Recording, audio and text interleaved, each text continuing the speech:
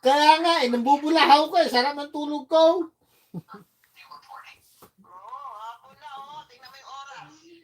2:36. Alas 3 na. Alas 3, Uy, uy, kaya nga, 2:36 pala ng madaling araw. Nambubulahaw ka. Tama na yan tulog mo. Wala ka ng tulog yan mamaya. Meron. Tulog na hapon. Bakit ang day off mo, no? May 2 days or 1 day? Ha? 2 days? Ang day off mo 2 days, 1 day or 2 days? 2 days. Kahapon saka ngayon? Oh. Ayan pala. Tuesday and Wednesday ang day off mo. Nasa gitna ng ano, linggo. Maganda sana weekend, ano? Day off, ano? Ay, ako, matagal pa yan. Hanggang ngayon, nakikita ko sa, ano, ano pa rin, tawag nito? Strike, no? Hotel? Kaya nga, nag-i-stay over nga kami. Gano'n. Oo, dahil nga sa strike. Bakit nag-strike? Ha? Bakit nag-strike? Anong gusto ng mga employee? Gusto na mga employees, bumalik ka daw.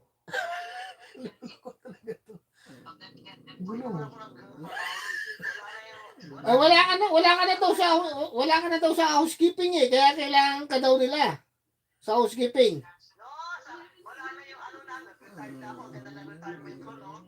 Uy, kaya nga, kailangan ka daw bumalik. Hotel namin, sarado na. May bumili, iba na, pinagbili na. Pero sa Embarcadero. Ay, alam mo naman na pinangano dyan, sweldo. Dami-dami ko trabaho na, housekeeping. Ako pa nagmamalit sa kitchen. Oh. Pa, ang dami. Uy, kaya nga kailangan ka daw bumalik eh. Wala na yun, sarado na, no? Ayun. Pandemic no, nagsara na. Wala na ako. Buti naman, hindi ko na naabutan ng pandemic. Na. Dahil mga ano lang yan, sweldo tsaka medical.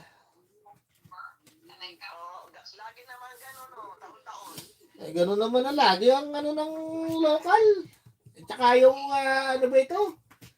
Yung sweldo nila ng mga nagtatrabaho sa local, sa union, sa local 2. Yeah, sa union. Pagka malalaking hotel, may union talaga.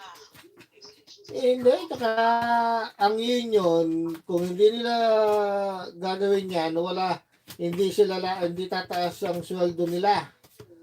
Sinusigurado ng mga taga-union yung trabaho nila. Dahil pagka inalis ng mga kumpanya, ng mga hotel, ang union, wala na silang trabaho. Yeah. Kasi nagdidepensa yung union sa mga employee. Kaya nga. Oh. Sila yung nag-aano sa kanila kung ano mangyari. Silang sa mga employee.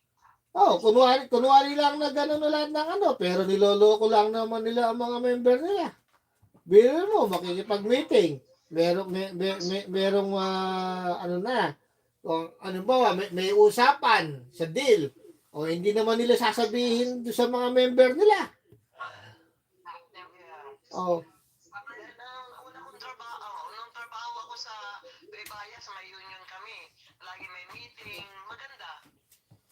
Ay naku, ang maganda lang, wala namang kinaganda ang union na ganyan.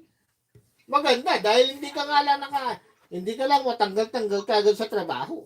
Yun lang kinaganda niyan. Ang union, pag nag-retire ka na, meron ka rin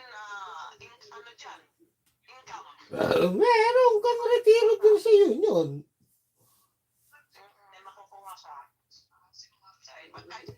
Kahit kung ilang taong ka, nakabase yun na inaano nila yun, alam nila yun. Oo, pero maghihintay ka muna ng 1 taon bago mo makuha. Di ba, isang taon lang. Isa naman how many years lang. Hindi, ang dapat pa dyan, bakit? Wala ba silang kagad na pondo?